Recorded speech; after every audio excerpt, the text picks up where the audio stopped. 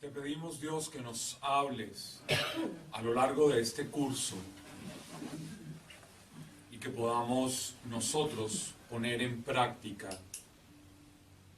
cada una de las herramientas que vayamos adquiriendo para avanzar para nosotros, para aquellos que has puesto a nuestro cargo, para conducirlos, acompañarlos, caminar con ellos de la mejor manera. Te lo pedimos a ti, que eres digno de toda gloria y majestad por los siglos de los siglos. Amén. Muy bien, buenas tardes para todos. Para quienes no me conocen, mi nombre es Francisco Javier Bermeo Herrera. Soy colombiano también. A los franciscos en Colombia nos dicen Pac. Y bueno, cuando recibí la invitación de la Coordinación Nacional para sacar esta fecha para este encuentro, me dijeron que querían que esto no fuera un retiro. Así que por eso con el padre Jaime estamos tratando de ser lo más claros posibles en que esto no es un retiro, ni siquiera esto es un encuentro, sino nos han planteado que este es un curso de formación. Y como es un curso, pues digamos que la dinámica es diferente, tiene como otros alcances, y vamos a caminar en esta línea que nos hemos trazado, que estamos trabajando. El padre Jaime les contó que además de la filosofía y la teología, es biblista del Bíblico de Roma. Además es el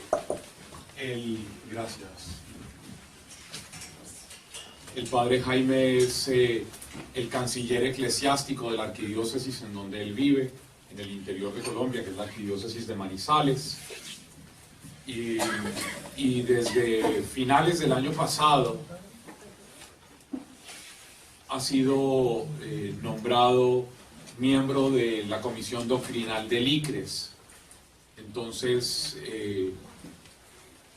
tenemos, digamos, la bendición de poder tener esa mirada que el ICRES también ha querido tener para ellos a través del padre Jaime Pérez.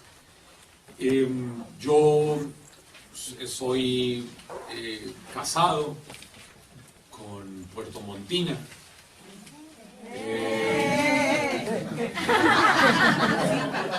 De la época de los que están aquí, además. Soy padre de una nena que va a cumplir 11 años ahora en agosto, una negrita hermosa. Estudié filosofía en la Universidad de los Padres Eudistas en el Minuto de Dios. Estudié luego la teología en la Universidad de los Jesuitas en Bogotá, la Pontificia Universidad Javeriana. Luego hice mi maestría en pastoral bíblica en el CELAM, que dirigía y dictaba el padre Fidel Oñoro en su momento. Luego un par de cosas en Roma y luego un diplomado en arqueología bíblica en Tierra Santa, en Israel. Empecé mi experiencia de Dios en un grupo de familias de la Renovación Carismática en noviembre del año 87, el 22 de noviembre del año 87. Empecé mi experiencia de Dios hace 30 años y un poco más.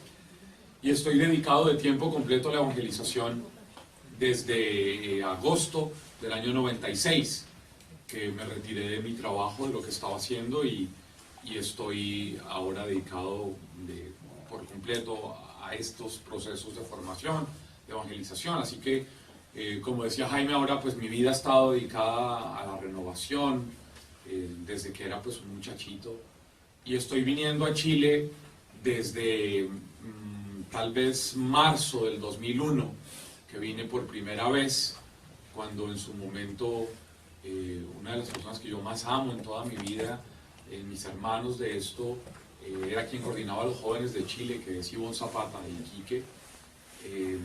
Me invitó por primera vez. Nosotros nos conocimos con Ivonne en el ECLA de Puerto Rico en el año 2000, y después me invitó a venir el año siguiente, en el año 2001, Y de ahí pues estuve viniendo y he estado viniendo con alguna frecuencia a Chile. Y para mí esta oportunidad de compartir este curso, que hasta donde yo entiendo es como el primer curso que organiza el equipo nacional de la renovación como tal, un curso de actualización teológica y pastoral, pues creo que es un paso adelante en esto que yo he visto caminar en la renovación de Chile. Y me alegra mucho, me alegra que aquí hayan argentinos también que estén buscando un espacio para crecer, la gente que está aquí de Resistencia, del Chaco, la gente que viene de Santa Fe, que están buscando instancias de crecimiento, y que ustedes estén representados, como dicen ustedes los chilenos, de Arica a Punta Arenas, pues creo que es un signo de un paso para adelante en una reconstrucción, sobre todo en este tiempo de coyuntura eclesial que ustedes están viviendo aquí en este país, con todas las cosas que están pasando. Así que me alegra mucho que se den este espacio, y yo espero que podamos ir haciendo de este lugar un lugar cada vez más propicio para el aprendizaje, que logramos revisar y mirar qué hacemos con las luces que hay que encender todavía, que no encienden, para que no sea tan difícil el mantenerse despiertos. Ya tenemos sonido, entonces bueno, vamos mejorando un poco. Ya mañana me dicen llegar a una pizarra para poder sentir que esto es más un salón de clase, para poder nosotros escribir. Yo me siento muy maniatado si no puedo escribir. Entonces bueno, iremos dando pasos. Vamos a entrar en materia de lo que me han pedido compartir con ustedes en este segundo momento. El padre Jaime ha hablado con ustedes sobre lo que es la idea de estar volviendo al primer amor, y como él les decía, yo voy a estar manejando un poco la parte de teología pastoral, así que esta primera parte de la que yo quisiera hablar es dar como unos elementos básicos de una comprensión de antropología, y de antropología cristiana sobre todo, que sea como un puente entre esa primera parte de la que habló Jaime, de volviendo al amor primero desde esa comprensión hebrea del capítulo 3 del Génesis, y hasta donde nos llevó para poder introducir un poco el bloque temático de la mañana del día viernes, que será para hablar de cristología. Entonces, yo voy a tratar de hacer un puente entre eso primero y lo que va a ser mañana a la mañana. Y para eso, aunque yo me siento un poco incómodo sin poder escribir, voy a tratar de plantearles cuáles son las ideas que quisiera proponerles para trabajar.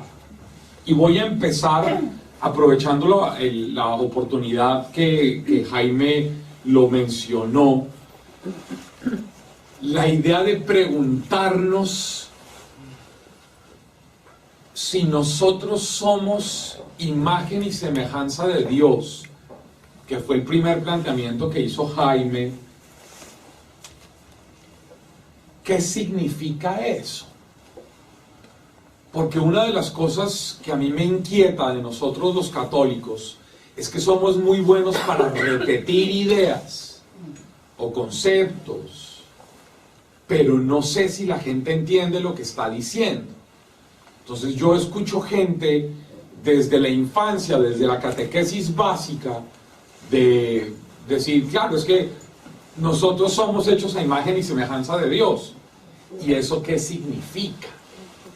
¿Qué significa cuando yo veo gente de la renovación carismática que canta ven, ven, ven, Espíritu Divino, ven, ven, ven, y lo que estarán pensando? ¿Qué estarán cantando?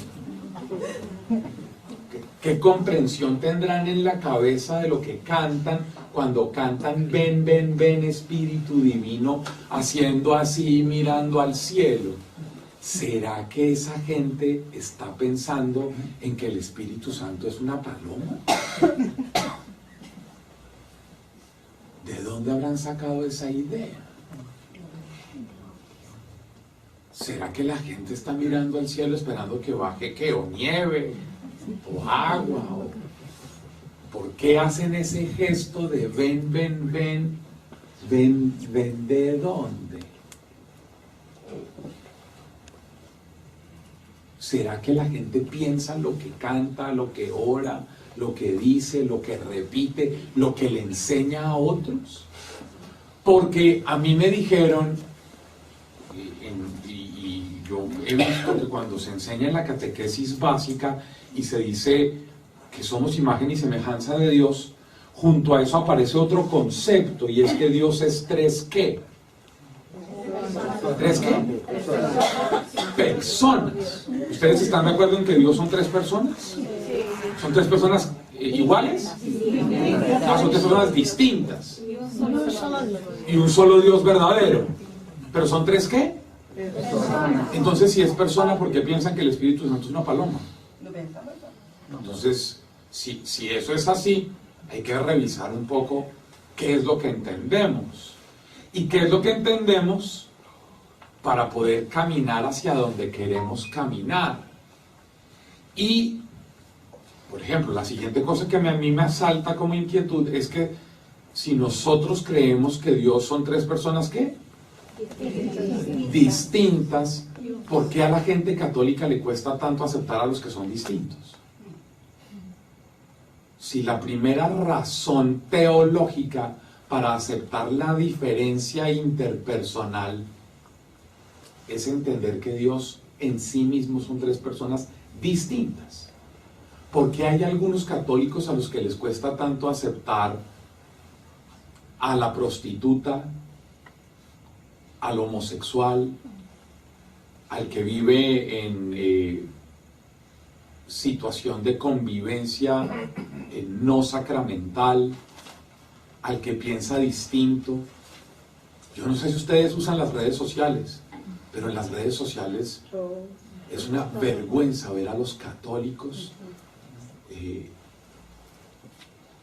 ultrasectarios, incapaces de aceptación del otro, incapaces de aceptar la diferencia. Yo todavía sigo viendo en América Latina gente que llega a la parroquia, está en misa y al terminar se acerca al padre, le dice: padre, discúlpeme, es que tal vez usted no sabe, pero la persona que hizo la primera lectura, ¿cómo le digo, padre? Es que esa persona vive con un señor desde hace muchos años, pero ellos no son casados, padre, y yo creo que usted no debería dejar que ellos volvieran a leer la primera lectura, ni nada de eso, subir al altar. Yo lo miro y yo digo: ¿en serio? ¿Usted cree que esa es la actitud de Jesús? Padre, discúlpeme, es que yo no sé si usted sabe, pero la persona que estaba haciendo las moniciones en la misa, ese muchacho, nunca le hemos conocido una novia, y lo vemos con muchos muchachos. Yo creo que no es buena idea, padre, que usted le permita a ese muchacho que vuelva a subir al altar y estar en el ambón y hacer las moniciones. Y yo digo: pero espérese un momento. Usted me está diciendo que en su cabeza usted cree que usted es mejor que la otra persona, y que porque usted cree que usted es mejor, la otra persona no tiene acceso a la experiencia de Dios en la iglesia, que es una comunidad de salvación, en donde una de las ideas principales del padre Jaime se llama justicia, y donde justicia es, ¿qué era? Era darle al otro, ¿qué era?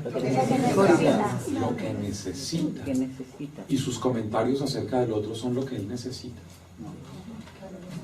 Y su actitud hacia el otro es lo que él necesita. Y hay un montón de gente en la iglesia que actúa así.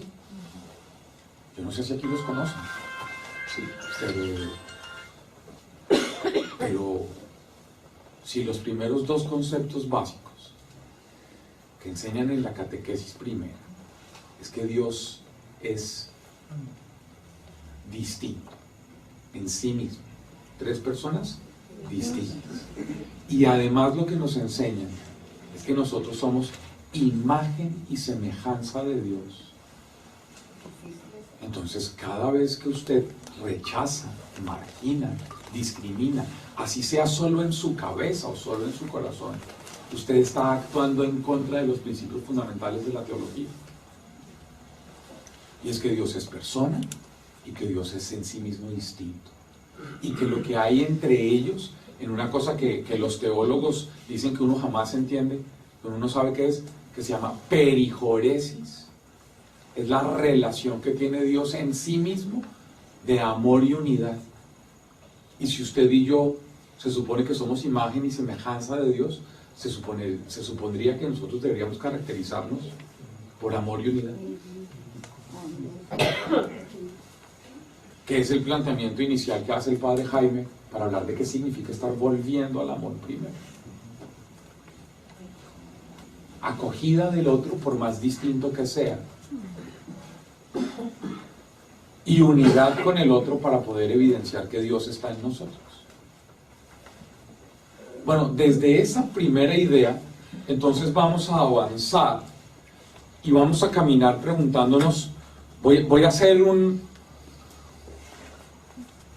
salto para tratar de entender si Dios es tres, ¿qué? Personas. La psicología dice que lo propio de la persona es su personalidad, ¿sí? Entonces, miren por favor a la persona que tienen a su lado, miren, sin asustarse, miren un momento.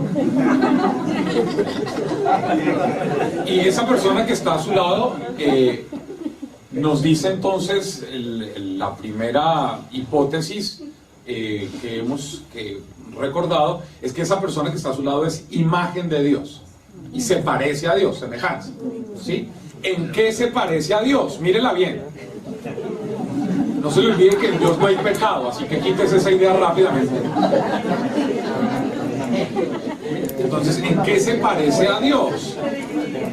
¿En qué se parecerá? Entonces, ahí uno tiene que empezar planteándose que claramente Dios no se parece a nosotros en lo que tiene que ver con lo antropomórfico, ¿sí? Entonces, o sea, Dios no... por favor, tome el brazo de la persona que está a su lado y apriétela un momentito, o si puede pellizquela para que se despierte, ¿no? Y no se parece en eso a Dios, ¿no? O sea, no es antropomórfico. Es decir, Dios no se parece a nosotros en tanto que cuerpo y hueso y materia y carne y... No es carne y hueso. Entonces ahí lo que hay que pensar es, bueno, entonces si nosotros somos imagen y semejanza de Dios, ¿en qué nos parecemos nosotros a Dios? ¿En qué nos parecemos no solo, sino cuál es la imagen de Dios y la semejanza de Dios que hay en nosotros? Y si Dios es persona, pues entonces yo voy a decir que tendríamos que pensar en la personalidad de Dios.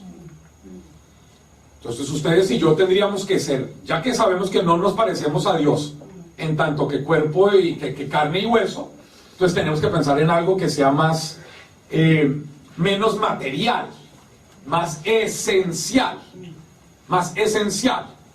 y en eso más esencial tendríamos que hacer una hipótesis, y es la hipótesis que yo quiero compartir con ustedes, que es una hipótesis muy importante en teología y que para mí ha sido mi prisma de lectura bíblico y teológico a lo largo de estos años desde que salí de la universidad. Yo salí de la universidad de la teología en el año 2003, pues van a ser 15 años ahora de estar masticando y dándole vueltas a esta idea, y es, si eso es así, si usted es imagen y semejanza de Dios y el que está a su lado también, usted tiene que parecerse en algo a Dios.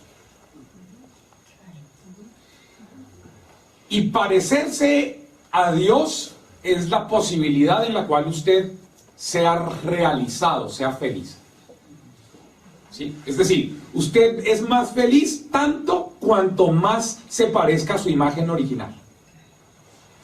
¿Sí?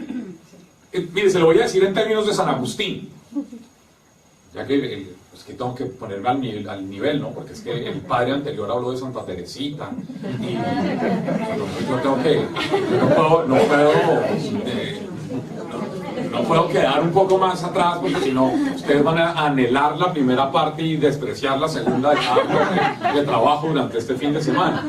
Entonces, el Santo Padre San Agustín tenía una hipótesis que a mí me pareció maravillosa. San Agustín decía, hablando de imagen y semejanza, San Agustín decía que nosotros somos habitantes del país de la desemejanza. Y que toda nuestra vida era un recorrido para retornar al país de la semejanza. Eso decía San Agustín en la segunda parte de las Confesiones. Somos habitantes del país de la desemejanza y toda nuestra vida es una lucha para regresar al país de la semejanza. Cuando yo me encontré en filosofía con esa idea, yo nunca entendí de qué hablaba. Cuando llegué a la teología dije, creo que tiene que ser esta la razón. Y la razón es que traten de pensar qué es lo propio de Dios. Lo propio de Dios, es decir, su personalidad, tiene que estar enfocado en algo que a los seres humanos nos haga felices y que le dé sentido a nuestra vida. Para poder entender que es a eso a lo que nosotros nos debemos parecer, ser semejantes. Y la hipótesis detrás de eso es que yo creo que la personalidad de Dios se llama donación, se llama entrega. Donación y entrega. Pero como ustedes les hablaron aquí en hebreo y no sé qué, entonces yo tengo que mantener ese nivel. Entonces yo voy a utilizar una palabra también rarísima para que todos digan, increíble, qué gran teología la que han traído a Chile. El primero habla hebreo, lee hebreo, y el segundo dice unas vainas que nadie entiende pero que suenan magníficas. Y la palabra que yo voy a utilizar, que es el centro de esta segunda clase, se llama la palabra proexistencia. Proexistencia. ¿Cuál es la imagen y semejanza de Dios? Está en que nosotros fuimos hechos para la donación. Nosotros fuimos hechos para la entrega. Si lo pego con el tema del padre Jaime, tengo que decir entonces, en términos antropológicos, que estar volviendo al primer amor es estar teniendo claro que el sentido de realización de mi vida se llama la entrega, la donación. Es decir, que aquel que es un proexistente en sí mismo se revela en coordenadas humanas a través de seres humanos que entienden que su realización personal es proexistir. Es decir, que la gente va a descubrir a Dios a través suyo cuando usted es capaz de donación y de entrega. Que la única manera para que la gente sea atraída hacia Dios a través de su grupo de oración, pero no solo a través de su grupo de oración, sino a través suyo, es en la medida en la que usted sea capaz de mostrarlo a Él. ¿Y cómo se muestra a Dios? Dándose, donándose, entregándose. Usted viva como Ramiro en Antofagasta, o como el Negro en Arica, o viva en Santiago, o viva en Concepción como algunos de aquí, o viva en Rancagua, o viva en Puerto Montt, donde sea que viva, la gente que está alrededor suyo va a poder percibir a Dios solamente en la manera en la que usted viva su vida cotidiana. Y si esa manera que usted vive su vida cotidiana, en la pega, en la casa, en la universidad, en la escuela,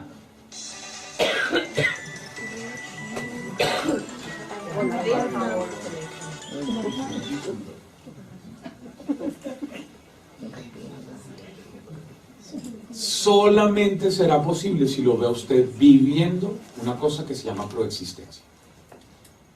La proexistencia, es decir, la donación, o sea, ¿qué significa proexistencia? Es una existencia a favor del otro. Una existencia a favor del otro. Es que usted entienda que su vida es una vida hecha para la donación. Y que usted sepa, que usted tenga eso claro, hace que podamos revisar entonces qué es lo que a usted lo hace infeliz. ¿Qué es lo que hace infeliz al ser humano? ¿Qué es lo que le niega su capacidad de realización? Si la realización es la proexistencia, entonces ¿qué estará al otro lado?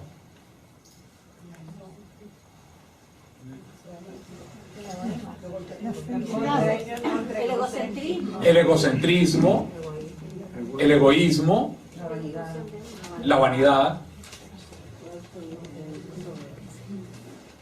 ¿Qué más? Piensen en todo lo que pueda estar al otro lado, lo que sea, no sé, antónimo si quieren.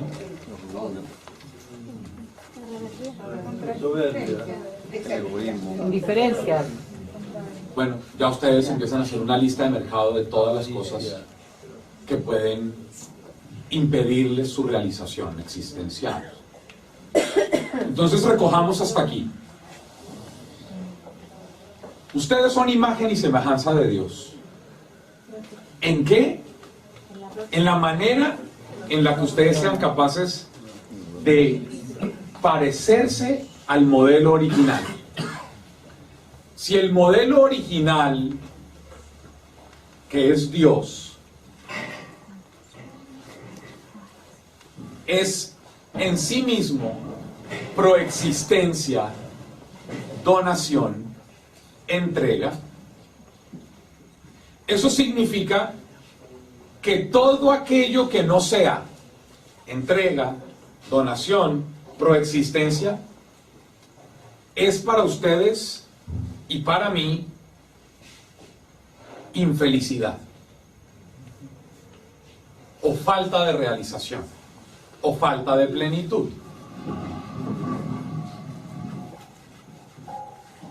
Pero a lo largo de la historia de salvación, para utilizar palabras que he escuchado aquí, clase de historia de salvación.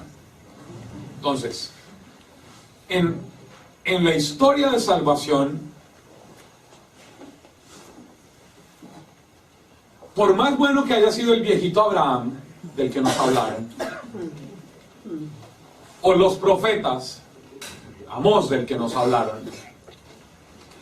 o por más buenos que hayan sido los caudillos, o el rey Salomón, del que nos hablaron, ninguno de ellos mostró cómo es que debe vivir un ser humano en plenitud. Ninguno. Todos fueron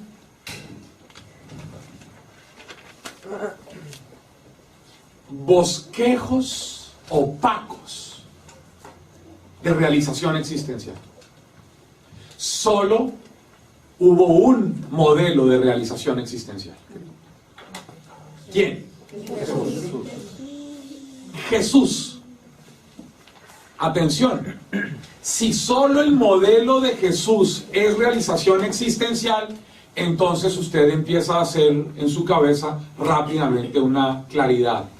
Ah, un momento. Si solo Jesús me mostró cómo es que un ser humano se puede realizar, entonces usted ahora avanza a otro nivel del típico nivel del seminario de vida en el Espíritu que debemos dejar atrás. Y es que usted entiende ahora qué es salvación.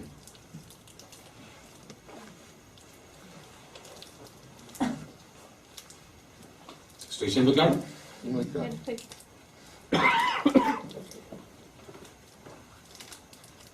Entonces usted, que hace parte de la renovación, y aquí hay líderes de renovación, hay coordinadores diocesanos, hay coordinadores regionales, hay gente del equipo nacional, y como a la gente torpe de la renovación le gusta tanto hablar de sus títulos en la renovación, entonces hay coordinadores interregionales, interplanetarios, intergalácticos, interestelares, y hay gente a la que le gustan los títulos, pobrecitos. Entonces, usted entiende ahora que la salvación no es algo que sucede en el más allá, sino que la salvación empieza a acontecer en el más acá.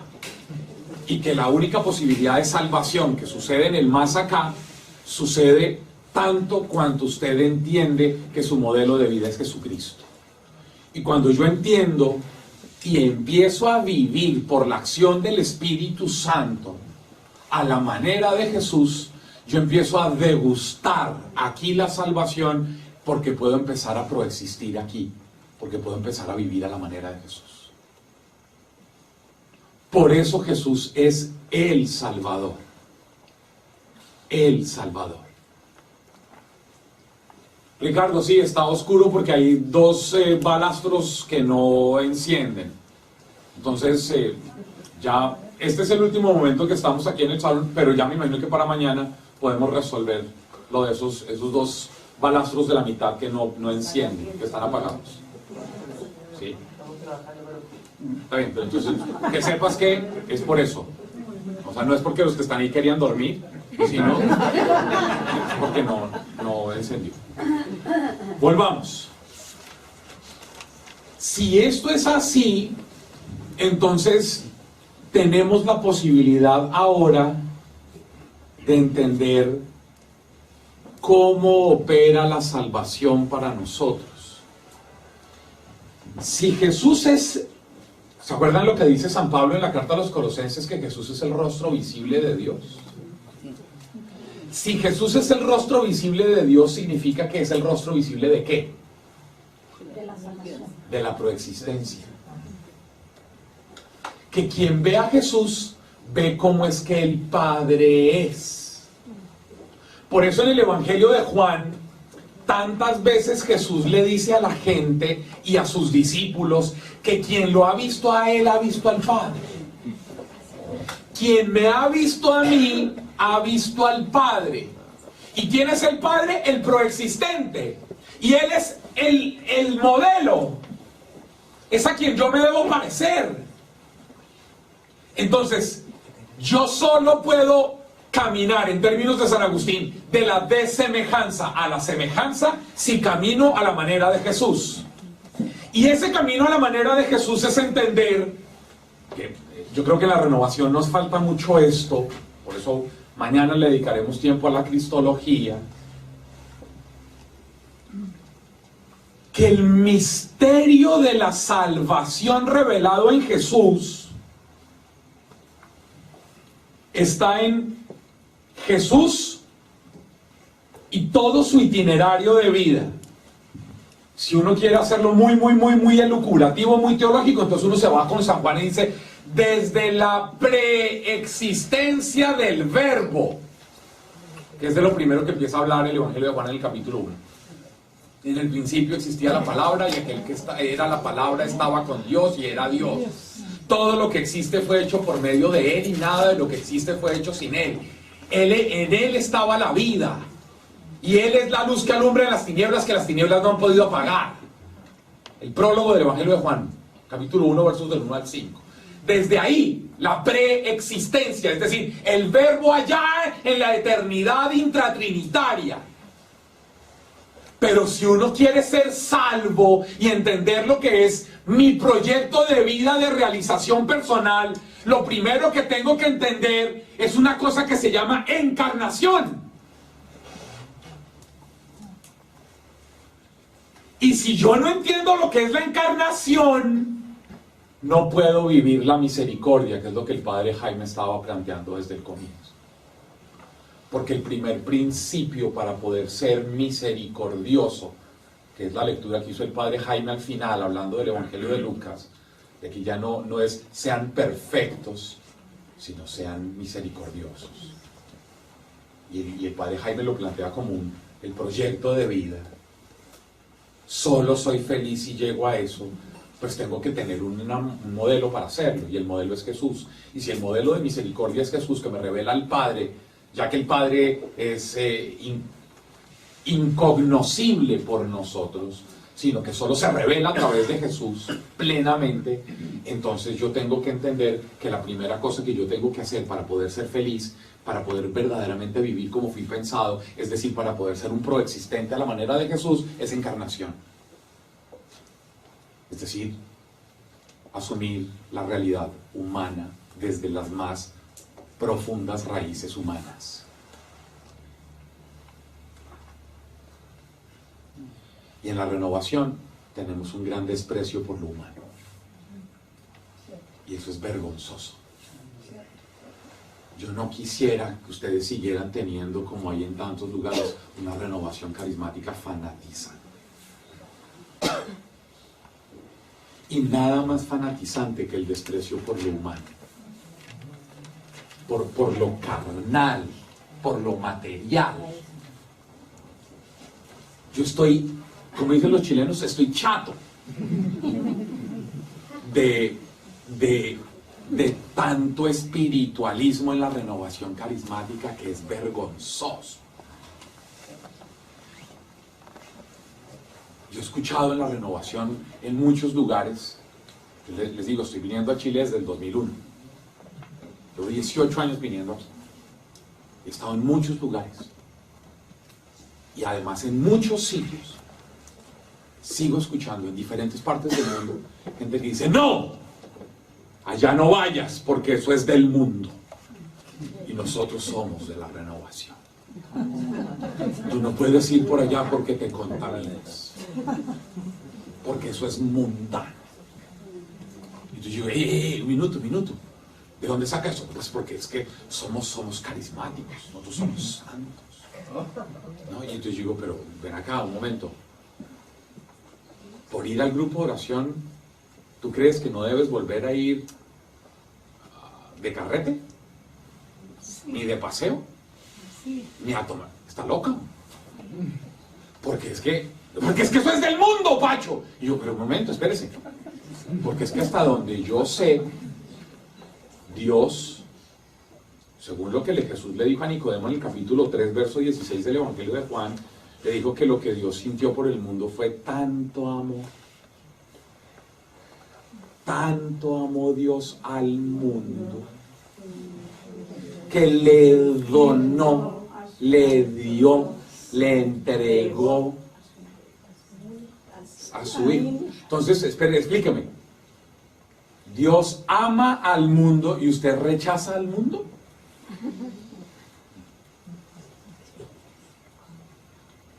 Dios queriendo rescatar al mundo desde coordenadas intramundanas y usted queriendo ser un qumramista, es decir, como esos judíos que se creían muy buenos, que orinaban agua bendita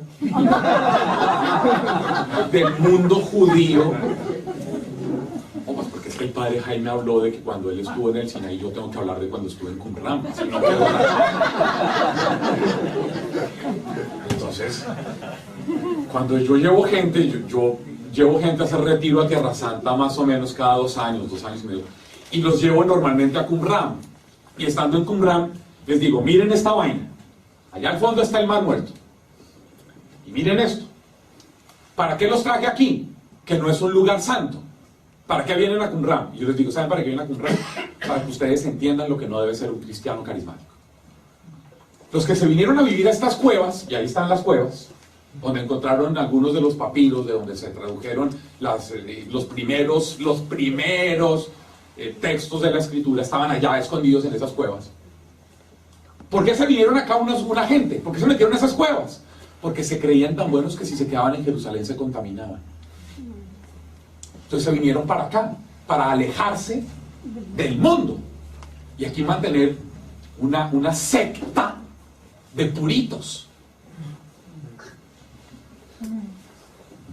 Y estos que eran todos tan buenos, tan perfectos, tan inmaculados, que tenían alas y orinaban agua bendita y levitaban, más o menos no caminaban sino volaban, ¿para qué carajo le sirvieron a los judíos?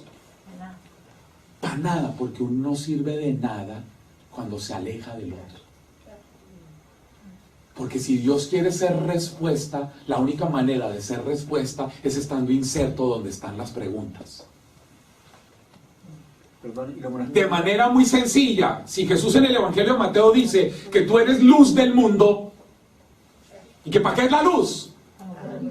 ¿Y qué dice el Evangelio? ¿Se prende una lámpara para meterla debajo de la cama, es decir, para meterla en una cueva en Qumran? No.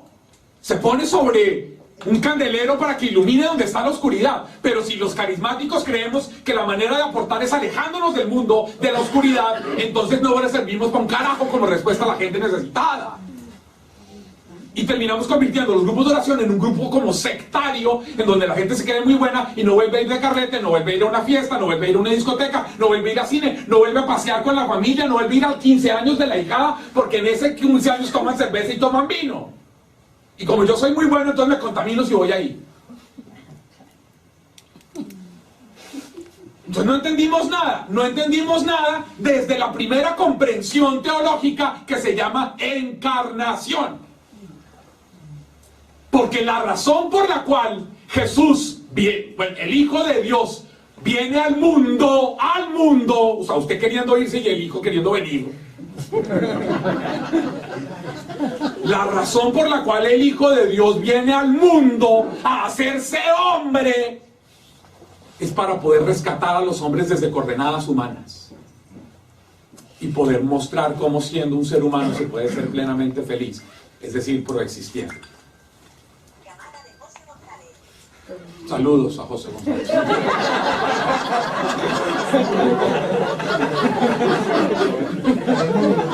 ¿Sí? Su grupo de oración va a ser respuesta teológica para la parroquia, la ciudad, el pueblo, la diócesis en la que usted está, solo si en el grupo de oración usted le da herramientas humanas a los que asisten al grupo de oración para proexistir en sus realidades profundamente humanas. Mientras que usted no haga eso, su grupo de oración no sirve para nada. Se lo voy a plantear de esta manera. La gente que llega a su grupo de oración en la realidad de hoy de Chile, no lo sé. Yo vengo a estar predicando el fin de semana, la semana pasada en Washington, en Estados Unidos, para los hispanos. Y allá todo el mundo tiene deudas que no va a pagar nunca. Allá la gente compra una casa y pasa 40 años pagándola. La casa nunca va a ser de él. Entonces la gente que va a los grupos de oración, uno de los grandes dilemas existenciales de la gente que llega al grupo de oración es que todos los días tiene más deudas y no tiene con qué pagarlas. Y trabajan lo que ellos llaman doble full time. Es decir, hay gente que trabaja 16 horas diarias.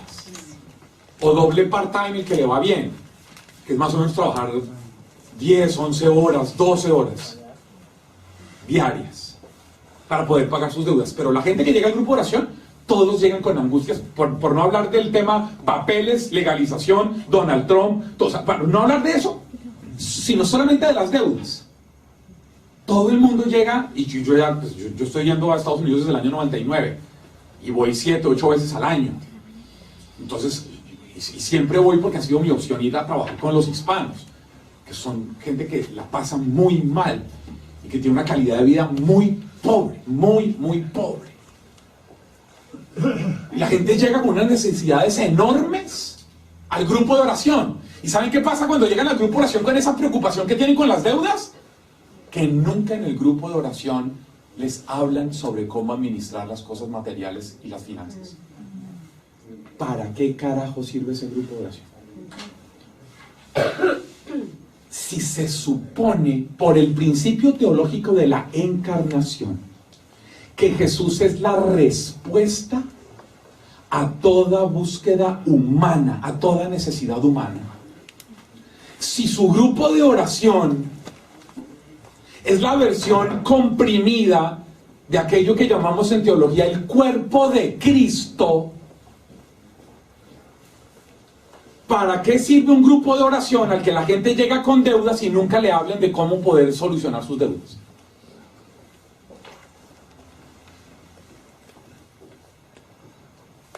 La gente llega con una necesidad y 2 horas después, cuando sale del grupo de oración, sale con exactamente la misma realidad sin haber sido tocada ni iluminada. Ese grupo de oración que no responde a realidades humanas genera fanatismo. ¿Me estoy haciendo entender?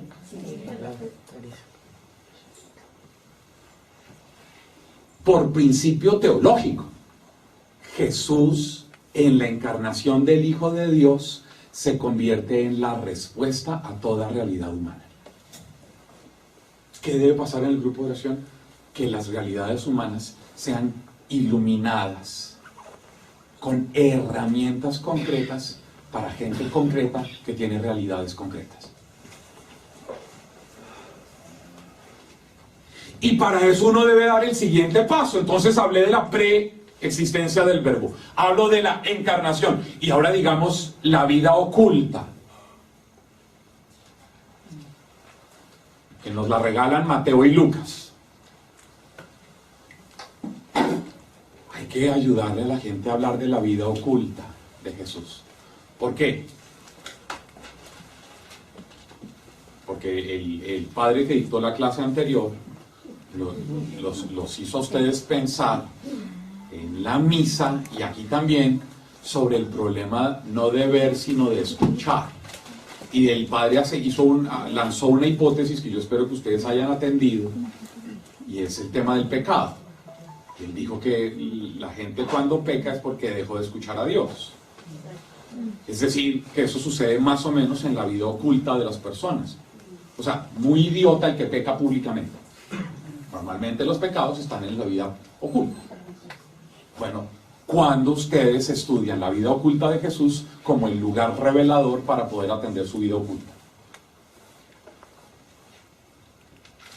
¿Y no se supone que eso es lo que más necesitarían? Y de ahí pasen a la vida pública.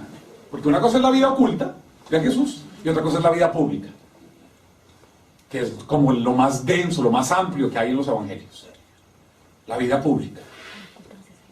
La manera en la que Jesús vivió. ¿Sí? Y en esa manera en la que Jesús vivió, ¿qué es lo que uno ve? ¿Cómo es que se proexiste concretamente? Y luego llega usted al misterio de la pasión. Y llega usted al misterio de la muerte. Y usted dice, ahí se nos va a revelar el culmen de la proexistencia. Vuelvo al Evangelio de Juan. ¿Se acuerdan la conversación de Jesús con Pilato en el capítulo 19, Juan? Hay un diálogo ahí que es fuertísimo, que es reveladorcísimo. Y es, Jesús le dice Pilato le dice a Jesús, ¿no me respondes a mí que tengo poder para quitarte la vida? Y Jesús le dice, no me dañes la proexistencia, que es lo que vengo haciendo todo el evangelio, compadre. A mí nadie me quita la vida, yo la doy. Yo la doy gratuitamente. Jesús gritándole a Pilato que él es el proexistente. A mí nadie me quita la vida, yo la doy. Porque mi esencia para revelar al Padre es proexistencia. Nadie me la quita, yo la doy. Yo la doy. Y de ahí habría que llegar finalmente en este recorrido que hacemos por el misterio cristológico, sobre el que yo solamente estoy mencionando para mañana adentrarnos en algunas cosas a trabajar, el misterio de la glorificación. La resurrección, la ascensión y la donación de la persona de Jesús en lo que nosotros vivimos en esta experiencia pentecostal. Eso, vida, preexistencia, encarnación, vida oculta, vida pública, pasión, muerte, glorificación. Es el misterio cristológico. Para decirlo al nivel del profesor anterior, es la economía de salvación. Es la revelación de Dios a través del dato de Jesús que se convierte en modelo para saber cómo debemos vivir la vida. Pero la vida aquí, la vida aquí con los pies en la tierra. Sí, es que muchas veces nosotros hemos metido a la gente a pensar en el más allá y nos importa poco el más acá. Y cuando lo que necesitamos es darle a la gente herramientas para vivir bien el más acá a la manera de Jesús. Porque si usted vive bien el más acá a la manera de Jesús, pues ya no tiene que preocuparse por el más allá. Porque el más allá va a ser la consecuencia del más acá bien vivido. Entonces, ¿para qué le votamos a la gente de corriente sobre las cosas del más allá? Además, sobre el que nadie puede hablar. ¿Sí? Podríamos aproximarnos haciendo unas elucubraciones teológicas a partir de textos de la Biblia y se pondría la cosa más compleja para la gente. Pero si usted le ayuda a la gente a entender cómo es que se vive el más acá a la manera de Jesús, pues usted le ayuda a entender cómo es que en términos de San Agustín, volviendo a mi hipótesis inicial, pasó de ser un habitante de la desemejanza a empezar a vivir en el país de la semejanza. Y solo se puede pasar de la desemejanza a la semejanza a través de Jesús, por el modelo de Jesús, por la persona de Jesús, viviendo a la manera de Jesús.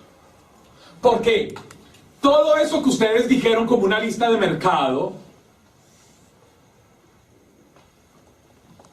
egoísmo, intimismo, egocentrismo, todas las cosas que ustedes dijeron, si son lo que me impide a mí vivir plena y felizmente, en términos básicos de catequesis eclesial, ¿cómo se llama eso? Pecado. Obvio, pecado. Todo lo que, escuche lo que le voy a decir, María Emilia, todo lo que yo conscientemente me permito para no proexistir se llama pecado, en términos antropológicos. Es más, como ustedes les hablaron en hebreo, yo tengo que dar un paso a alguna parte para no quedar mal, voy a hablar en griego. Y voy a enseñarles una palabra del mundo de la milicia griega. Tío Nelson, en la milicia griega hay ustedes saben que las fuerzas militares tienen distintos tipos de armas, ¿sí? Hay unos que son infantería, por ejemplo, ¿sí? Que son soldados de tierra, pero hay otros que son ¿qué?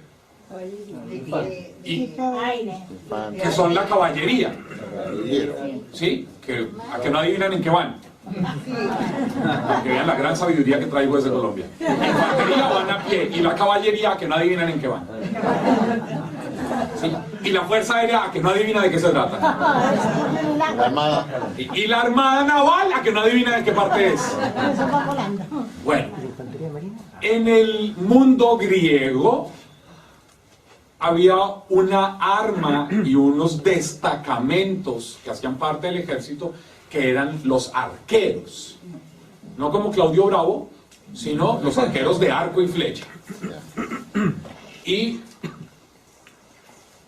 en el mundo de la arquería, ¿ustedes han visto los Juegos Olímpicos en el deporte de arquería?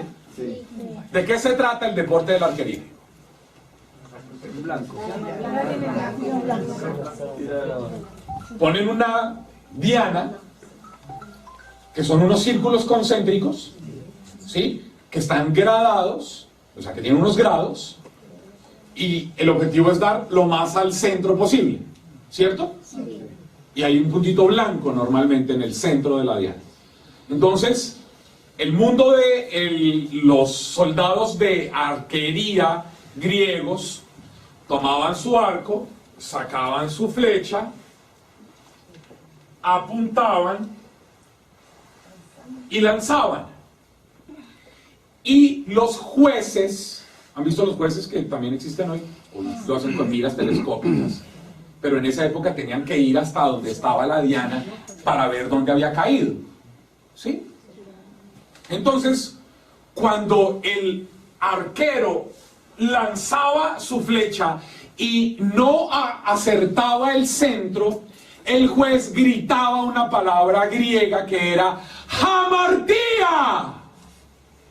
Hamartía era erró el blanco o no acertó. No acertó el blanco, no dio en el blanco. Hamartía. ¿Cuál era la palabra? No, pero pronuncie bien el griego. Hamartía. Entonces, hamartía era no acertar el blanco. Cuando llega la mezcla del mundo helenista, es decir, del mundo griego, con el mundo hebreo, y se escribe la Biblia, el Nuevo Testamento en griego,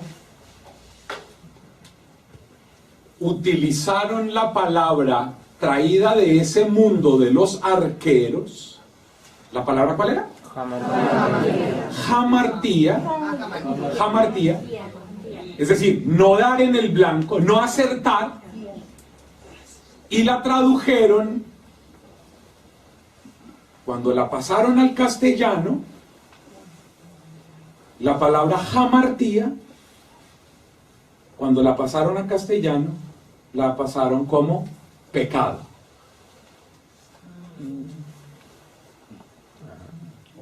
En griego, hamartía significa pecado. ¿Qué es pecado? Pecado, en esta clase de hoy de antropología, es no acertar el blanco existencial para el cual fui hecho.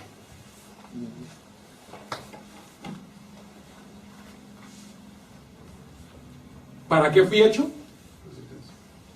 Para la coexistencia. ¿Qué es hamartía? Pecado. Es pecado. ¿Y qué es pecado entonces?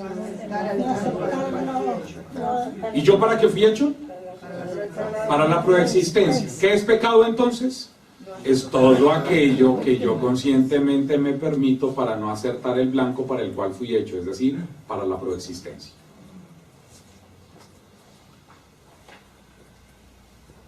La pregunta es, ¿usted de qué se confiesa entonces? Porque si usted se confiesa de que yo digo mentiras y me deseo a la mujer de mi prójimo y también a mi prójimo y padre, acúseme que yo me robé 3 manzanas y mientras estaba en el supermercado me comí una bolsa de uvas y llegué y no la pagué al final, y el problema de estar confesándose de esas cositas es que usted dentro de 3 meses se vuelve a confesar de las mismas cositas. Pero el centro de todo es que usted entienda que pecado, más que una transgresión a unas leyes, es la traición a una relación. En términos judíos es así. Es más, en términos hebreos es así. No es tanto transgredir unas leyes, que es a lo que los católicos están acostumbrados a confesarse. O sea, hay gente tan loca que, padre, vengo a confesarme que yo el domingo no fui a misa. ¿Y por qué no fui a misa? Porque es que estaba cuidando a mi mamá, que está muy delicada. Señora, no sea tan bruta. Por el contrario, o sea, no solo no es pecado, sino que usted debería entender que eso es primero. Pero como la gente está pensando que lo importante es confesarse de aquello, es como una transgresión de norma. Y no la ruptura de las relaciones. Entonces ustedes y yo tenemos que empezar a entender que si fuimos hechos para la proexistencia, cada vez que usted conscientemente se permite hamartía, usted está siendo infeliz. Y eso es más importante que pensar en qué leyes está transgrediendo. Es que ¿sabe qué me preocupa? Me preocupa que ustedes, en el contexto en el que están viviendo en Chile, sigan predicándole a la gente en sus grupos de oración el que tienen que ser cumplidores de leyes y de normas, y no que sean felices y sean realizados existencialmente hablando. O sea, yo no aceptaría que el señor coordinador de la renovación de Iquique, que está ahí sentado, permita que en los grupos de la renovación de Iquique sigan judaizando de manera farisea a la gente que va a los grupos de oración.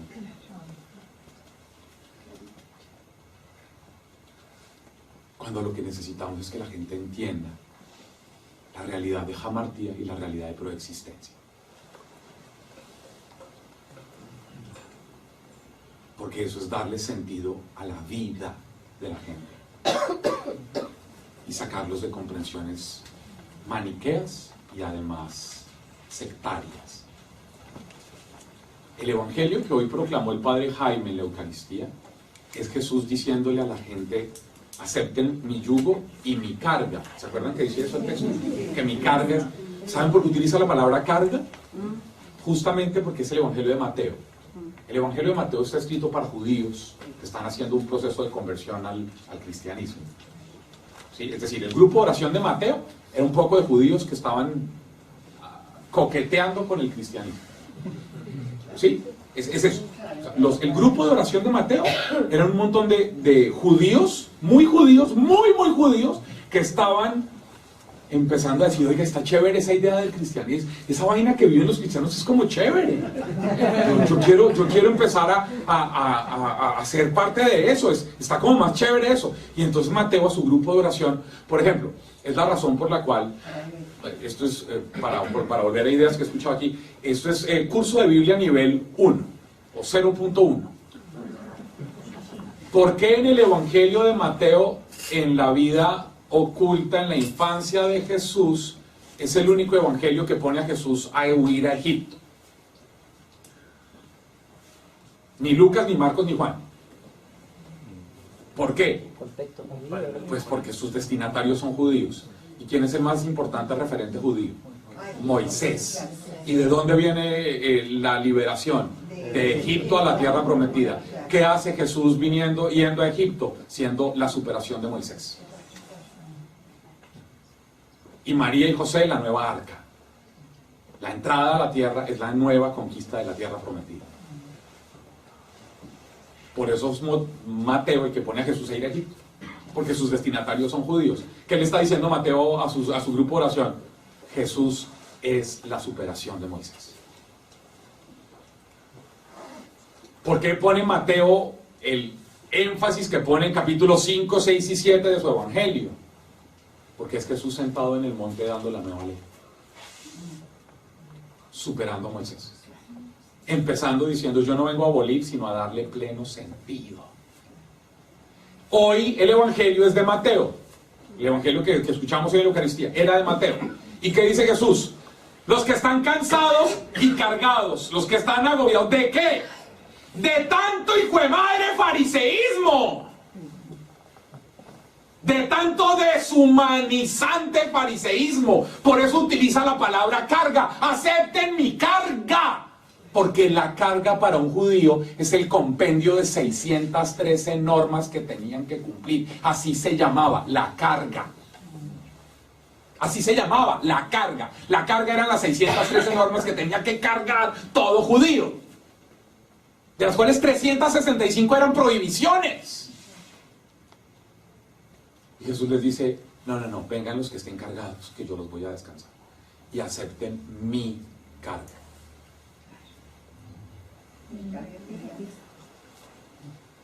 ¿Me entienden la diferencia? ¿Me entienden lo que está pasando? ¿Sabe qué me preocupa? Me preocupa que en nuestros grupos de renovación cada vez hay menos gente, porque los llenamos más de cargas fariseas.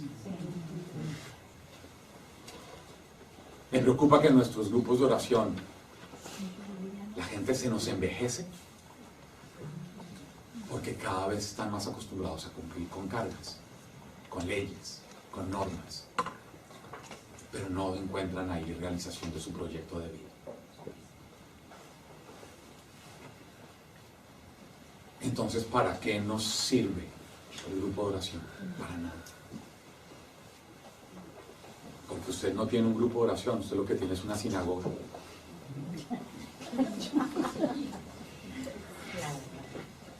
Porque en su sinagoga lo que han hecho es judaizar y fariseizar a la gente. Porque no les han enseñado que el sentido de esto se llama proexistencia. El sentido de la vida se llama proexistencia. La razón para la cual usted fue hecho, la razón por la cual el espermatozoide de su papá fecundó al óvulo de su mamá, y en el cielo se escuchó de nuevo ese día una voz que dijo en hebreo. ¿Cómo fue? ¿Ustedes prestaron atención al padre de la clase anterior? ¿Qué fue lo que dijo el padre en hebreo? No, dígamelo en hebreo. ¿Qué fue lo que dijo Dios el día del Génesis cuando creó al ser humano? No, en hebreo.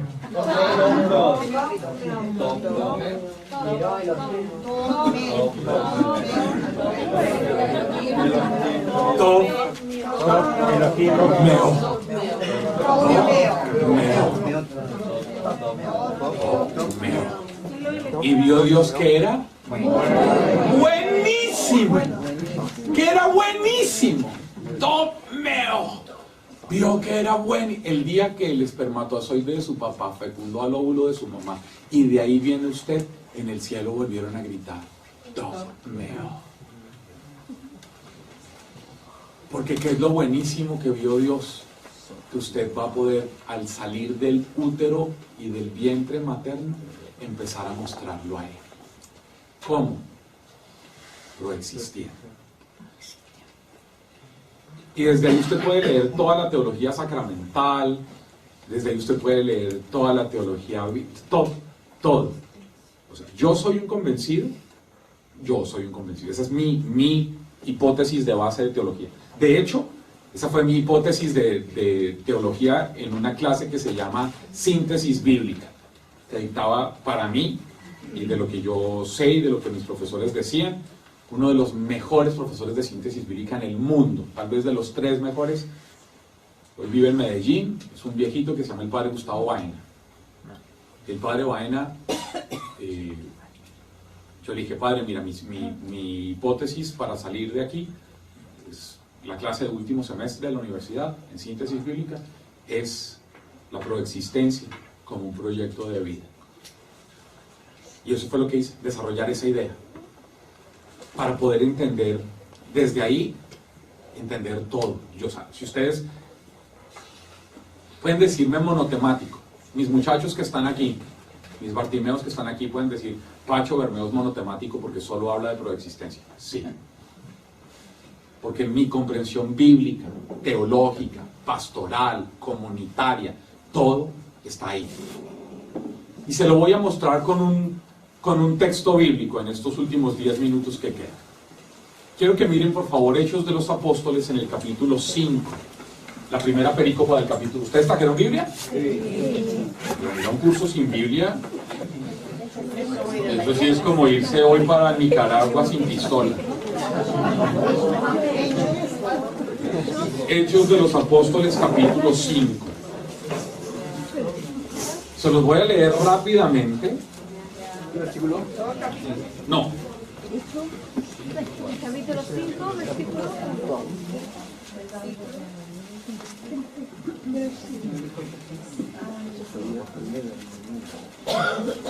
Del 1 al 11. Dice así, Hechos 5 del 1 al 11. Un hombre llamado Ananías, de acuerdo con su mujer Zafira, vendió su propiedad y se quedó con una parte del precio, sabiéndolo también su mujer. La otra parte la trajo y la puso a los pies de los apóstoles. Pedro le dijo, Ananías, ¿cómo es que Satanás se adueñó de tu corazón para mentir al Espíritu Santo y quedarte con parte del precio del campo? ¿Es que no era tuyo mientras lo tenías y una vez vendido no podías disponer del precio? ¿Por qué determinaste en tu corazón hacer esto? No has mentido a los hombres sino a Dios. Al oír Ananías estas palabras cayó y murió. Y un gran temor se apoderó de todos cuanto lo oyeron. Se levantaron los jóvenes, le amortajaron y le llevaron a enterrar. Unas 3 horas más tarde entró su mujer, que ignoraba lo que había ocurrido. Pedro le preguntó, dime, ¿han vendido el campo en tanto? Ella respondió, sí, en eso. Y Pedro le replicó, ¿cómo es que ustedes se han puesto de acuerdo para poner a prueba al Espíritu del Señor?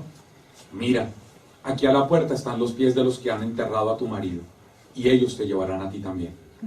Al instante ella cayó a sus pies y expiró. Cuando entraron los jóvenes la hallaron muerta y la llevaron a enterrar junto a su marido. Un gran temor se apoderó de toda la iglesia y de todos cuantos oyeron eso. Amén. Amén. Miren, el texto es absolutamente contundente. ¿Qué hacen Ananías y Zafira? Se ponen de acuerdo para... No para mentir. No, si uno lee así es demasiado simple la lectura. Y no tiene nada que ver con la clase que estoy dictando. No. Se ponen de acuerdo para guardarse algo. Guardar. No, ¿cuál de Dios? No es que era de ellos. Eso no era de Dios, era de ellos. Guardarse algo. Se ponen de acuerdo, porque es que en esa época estaba de moda. Si ustedes leen antecitos, al final del capítulo 4 va a aparecer un tipo que se llama Bernabé, al que le decían de apodo el justo, porque lo que estaba de moda era, yo vendía lo que tenía y venía y lo entregaba todo. Era la manera en la que se construía la comunidad, entregándolo todo. Por eso cada vez que uno no entrega todo, la comunidad se va destruyendo, porque es un problema de proexistencia. Pero entonces en este texto, Ananías y Zafira se ponen de acuerdo para guardarse un poquito. Sí, yo me imagino que ellos dijeron, no, porque si la cosa se pone difícil, nosotros tenemos que tener aquí debajo del colchón algo. Por si esto no funciona, pues nosotros salimos con lo que tenemos ahorrado y nos vamos. ¿Estás de acuerdo, Zafira? Sí, mi amor, estamos de acuerdo, listo. Vamos a decir, lo vendimos en X. En X lo vendimos, pero nos vamos a guardar Y. X menos Y es igual a Z. Así que vamos a decir que lo vendimos en Z. Llegan a donde Pedro. Llega Ananías. Querido Pedro, vengo a entregarte esto que fue en lo que vendimos el terreno. ¿Cuánto? Z. ¿Estás seguro que me lo vendieron en Z? Por supuesto. Pero ¿por qué permitiste que Satanás invadiera tu corazón? ¿No es que esa plata era tuya? Si lo vendiste en X, ¿por qué le restas Y y me entregas Z? ¿Si acaso eso no era tuyo? ¿Por qué te permites en tu corazón guardarte algo? No darlo todo. Muere. Los jóvenes que no tienen las mañas de los mayores de guardarse, sino que lo propio de los jóvenes, la generosidad de la entrega, sacan de la comunidad. Por favor, no, usted, yo espero que usted que está aquí, que es un líder de la renovación, no sea un fundamentalista a la hora de leer la Biblia. No, lo que está diciendo que murió no es que dejó de palpitarle el corazón o de respirar. Lo que está diciendo es que el lugar de vida es la comunidad, donde está el resucitado. Cuando uno decide guardarse y no darse, está al margen de la experiencia del resucitado. Por eso está fuera de la comunidad. Eso significa morir. O sea, no es que Pedro y los demás son un par de asesinos. Si usted piensa así, pues no entendió nada de la Biblia. Y sale. A las 3 horas llega la vieja esa, Zafira. Y entonces, cuando llega la vieja esa, le dicen, oigan, disculpen ustedes, ¿de aquí no han visto a mi gordis? Ananías. Y ahí la gente todos, no lo hemos visto. Y sale Pedro y le dice, hola Safi, ¿cómo estás? En Z fue lo que vendieron el terreno. Sí, exacto, ¿te lo entregaron? Pero ¿por qué se pusieron de acuerdo? Porque conscientemente se permitieron jamartía. Si fueron hechos para darse totalmente, ¿por qué se ponen de acuerdo para jamartía? Para guardar, para retener, para no proexistir. Y obviamente muere. ¿Y saben qué es hermoso? Que no sabemos cuándo era ayer. No sabemos cuánto era. entregaron Z, lo habían vendido en X, le restaron Y. ¿Cuánto era Y? Podía ser el 0.2%, no importa. No importa porque ellos fueron hechos para la entrega. Morir es no proexistir, es permitirse jamartir. Cualquier realidad que usted conscientemente se permita para X y dar Y es jamartir. Por eso el gran mandato es: amarás al Señor tu Dios con todo tu corazón, con toda tu mente, con todas tus fuerzas, con todo tu ser, con todo. Por eso nosotros en la Iglesia Católica no hablamos de diezmo. Yo espero que ustedes no le vendan a su gente la idea del diezmo en su grupo de oración, porque seguir haciendo los fanáticos. Porque es decirle a Dios: Dios, te vamos a dar el 10%. Eso es jamartía. No sabemos cuántos se quedaron. No sabemos cuánto entregaron. Ananías y Zafira. Pero es que el sentido del Evangelio es todo. Amarás al Señor tu Dios con todo tu ser. Por eso nosotros cuando hablamos de dinero, no hablamos de diezmos, hablamos de ofrenda. Ofrenda. A Dios no le interesa el 10% de nada suyo. A Dios le interesa el 100%. El 100%. Usted y yo tenemos que darlo todo. ¿A quién? A Dios. ¿Y dónde está Dios? En su casa, en su familia, en su trabajo, con sus subalternos, con sus compañeros de trabajo, en la universidad con sus compañeros, en la comunidad,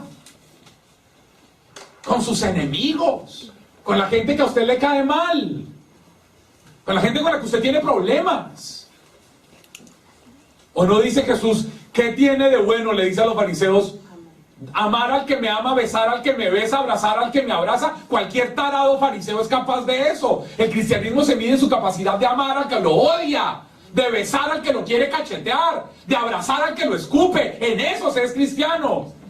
¿Ustedes en sus grupos de oración educan y le dan herramientas a la gente para eso? ¿O lo siguen ayudando a ser fanáticos fariseos?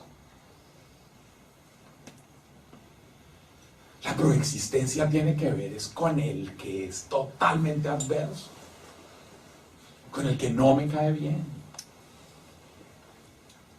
con el que me hirió, con el que me hizo daño, al que yo no quiero abrazar.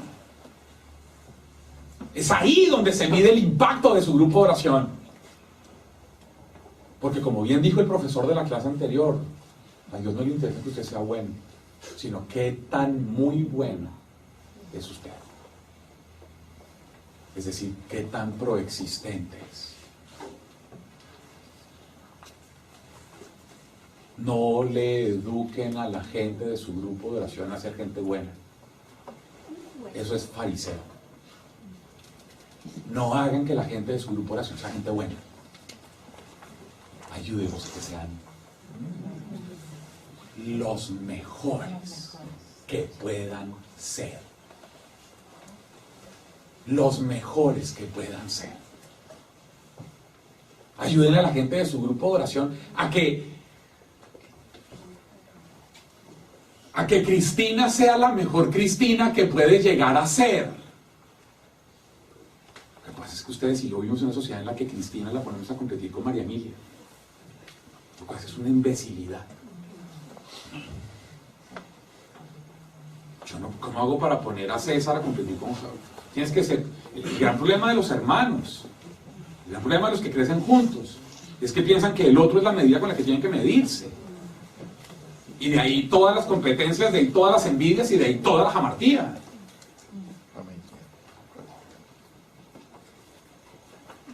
No, yo lo que tengo que decirle a César es: César, tú tienes que ser el mejor César que César puede ser. Y la medida de eso es qué tan proexistente eres. ¿Eres un muy bueno? ¿Un buenísimo? Pero si su grupo de oración no genera ese tipo de habilidades y de herramientas, estamos haciendo de su grupo de oración una sinagoga. para adiestrar fanáticos fariseos que creen que lo mejor que pueden hacer es irse a vivir al Qumran del grupo de oración, alejados del mundo, y no haber entendido nada de la revelación de Dios. Primera clase que me correspondía a mí, hablar sobre su realidad humana como revelador del plan de Dios. Su grupo de oración como un gimnasio de entrenamiento a seres humanos que sean capaces de revelar en sus cotidianidades humanas el plan de Dios, que es proexistencia. Por eso termino en el Evangelio de Juan, en el capítulo 19, cuando Pilato ha mandado a Jesús a que lo flagele, ¿se acuerdan? ¿Vieron la película del Evangelio según Mel Gibson? Sí. ¿La Pasión? Sí. Tienen que verla. Porque apenas lleva ya 15 años de atraso, si no la ha visto. ¿Ustedes se acuerdan? La película de La Pasión es como la flagelación con otras cositas. O sea, que en esa época hubiera habido 4D, a uno le salta sangre hasta la cara. ¿Recuerdan cómo regresa Jesús de la flagelación? ¿Sí? Que llega literalmente, como dice Isaías, no tenía en sí mismo para atraer ningún aspecto humano que fuera atrayente. Sí, bueno, regresa destruido. Y en el Evangelio de Juan, no sé si el padre biblista me corrige, creo que es el verso 5 del capítulo 19, entra Jesús y Pilato, mirándolo a él, dice en latín, ecce homo. Ecce homo. He aquí al hombre. El modelo de hombre. El modelo antropológico. El que usted y yo estamos llamados a seguir es uno destruido de todo lo que decidió donar, de todo lo que decidió entregar. Este es el verdadero hombre, uno que lo da todo. Por eso la cruz es el lugar de la revelación. Porque lo que se revela en la cruz es uno que no retuvo para sí nada. Como lo canta el cántico cristológico a los filipenses. ¿Recuerdan?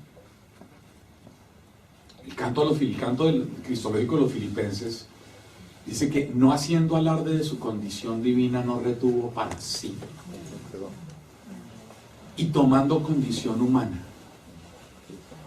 Y en esa condición humana, llegando a la muerte y a la muerte de cruz, nos reveló el plan de Dios. Que en ese texto de la carta a los filipenses está la gran palabra que pueden resumir todas estas cosas, que es la palabra kenosis. Kenosis, el abajamiento, la entrega, la donación extrema, la totalidad humana y cristológica está en el crucificado. Pero el crucificado, que es la consecuencia última de todo el proceso cristológico, hasta la glorificación. Ustedes y yo seremos felices tanto cuanto más asumamos que la proexistencia es nuestro proyecto de vida y luchemos por llenarnos más del Espíritu de Dios para no jamartir. Que nuestros grupos de oración se conviertan en eso, porque en el fondo antropológico, esto que he dicho, toda esta clase es cómo volvemos al amor primero. El amor primero, antropológicamente hablando, porque el amor primero es el amor a Dios, que le da origen a mi existencia, a mí mismo y en mi realidad humana, y al otro como el lugar de realización donde yo me le puedo entregar, proexistir.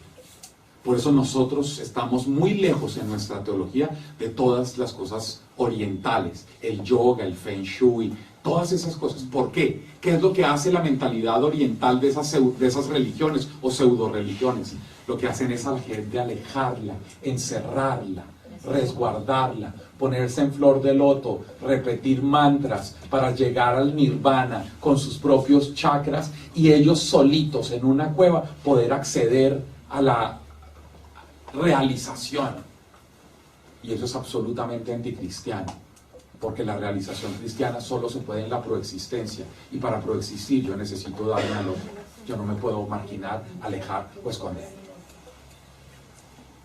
Por eso ustedes tienen ahí razones de antropología teológica para decir por qué no el yoga, por qué no el feng shui, por qué no ese tipo de cosas orientales, porque están en contra teológicamente de aquello que está a la base de lo que creemos. Amén. Amén. Nos vemos mañana por la mañana.